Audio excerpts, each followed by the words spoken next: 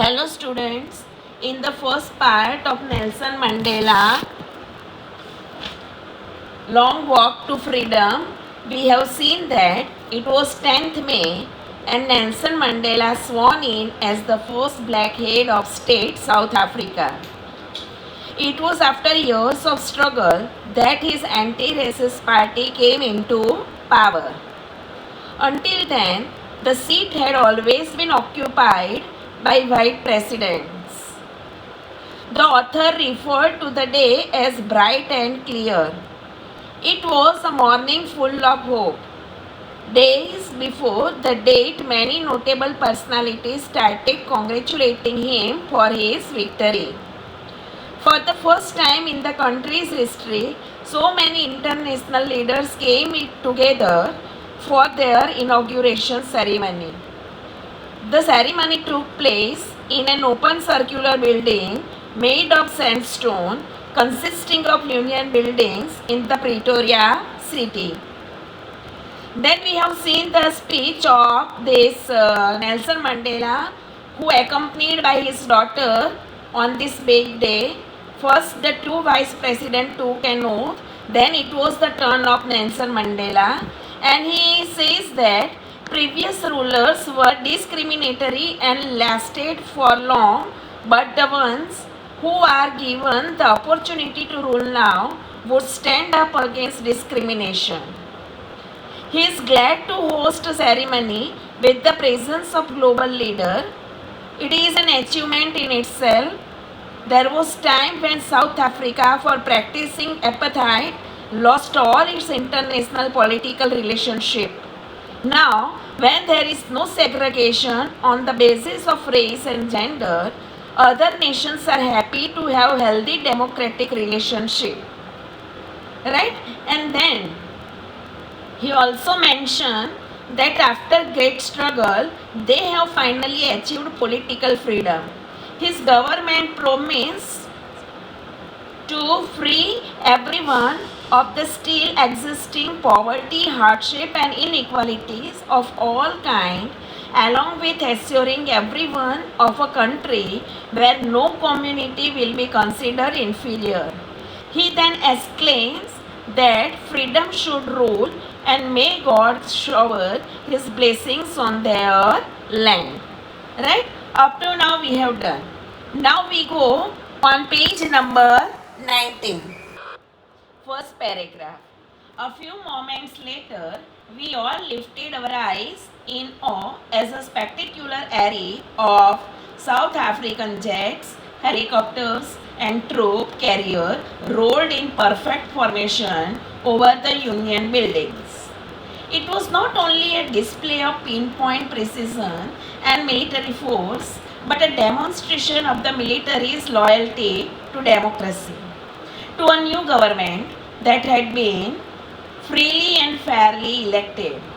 Only moments before, the highest general of the South African Defence Force and police, their chest bedecked with ribbons and medals for days gone by, saluted me and pledged their loyalty. I was not unmindful of the fact that not so many years before they would not have saluted but arrested me. Finally, a chevron of Impala jets left a smoke trail of the black, red, green, blue and gold of the new South African flag. So here in this paragraph, Nelson Mandela says that there was an impressive arrangement of fighter jets, helicopter and soldier transporters raised everyone's head up in the sky. It symbolized perfection as well as military respect and obedience towards the free country.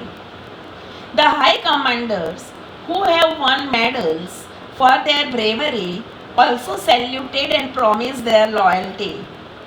Mandela here remembers that he was well aware that these commanders who were now saluting him would have arrested him under the previous rule as during the oppressive white supremacy.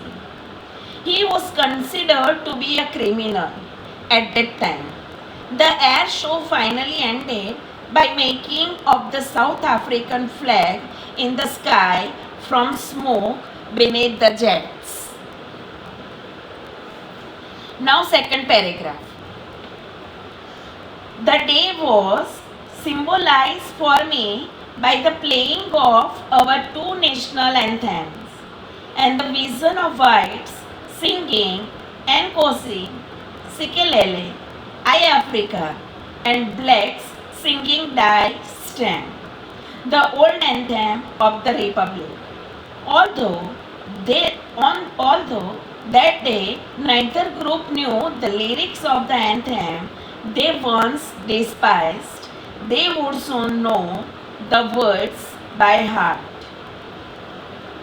Here despised means hated, had a very low opinion of. So here in this paragraph, Nelson Mandela remembers the day as the playing of two national anthem of the country, one of the white and another of the black. On that day, no one knew the wording of the anthem of the black, but Mandela was confident that everyone would soon learn this anthem that they once hated. Now third paragraph. On the day of the inauguration, I was overwhelmed with a sense of history.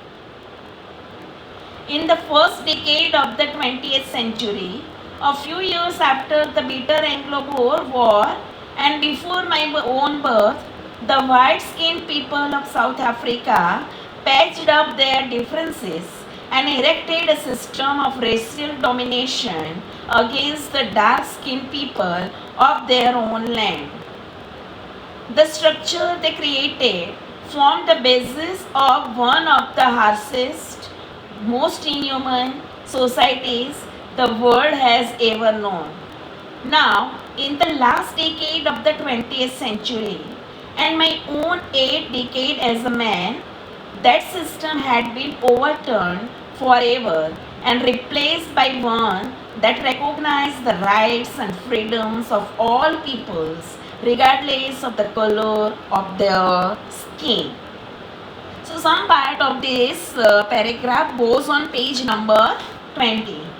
Now we understand this paragraph. What is there in this paragraph?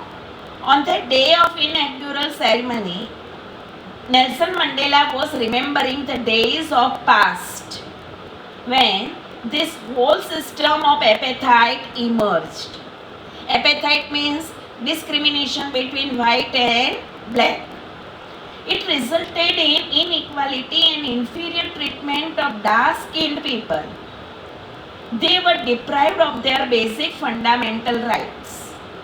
As a result, one of the world's most brutal and inhuman society was born. This began even before he was born, means Nelson Mandela was born. This system has started before Nelson Mandela was born. This system created an atmosphere of extreme cruelty and injustice for a particular part of the community. Now, when he is in his 8th decade as a man, he along with countless others have changed this entire system and treats humans as humans irrespective of their color, caste, gender or age. So now student, we go on page number 20.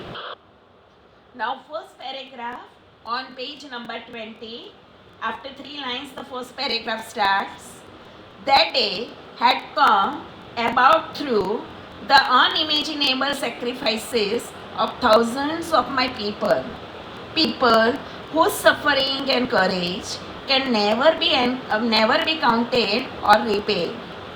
I felt that day, as I have on so many other days, that I was simply the sum of all those African patriots who had gone before me. That long and noble line ended and now began again with me. I was pained that I was not able to thank them, that they were not able to see what their sacrifice has brought. So, here in this paragraph, Nelson Mandela says that this equal and free country was a result of sacrifice of countless other men and women who have fought all over their lives for this day. The author wishes if he could thank them about, but unfortunately they did not live to see the result of their courage. Nelson Mandela gathered his courage and power from all these people and wishes to make them proud. Now, next paragraph. The policy of apartheid created a deep and lasting wound in my country and my people. All of us will spend many years, if not generations, recovering from that profound hurt.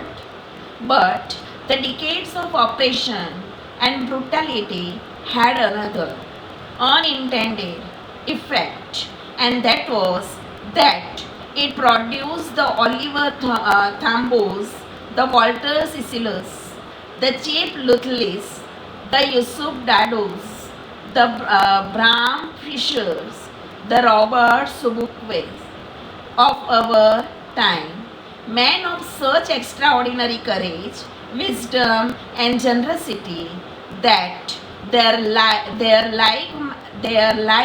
may never be known again. So here in this paragraph, this Nelson Mandela talks about the operation policy scared many people, and it will take a long time for them to move on. The author mentions some name that this hard time had its negative impact, but it also exposed a lot of strong and courageous men who stood up and raised their voice. So up to now, students, we have done. The next part of this lecture, that is page number 21, that we will do next time.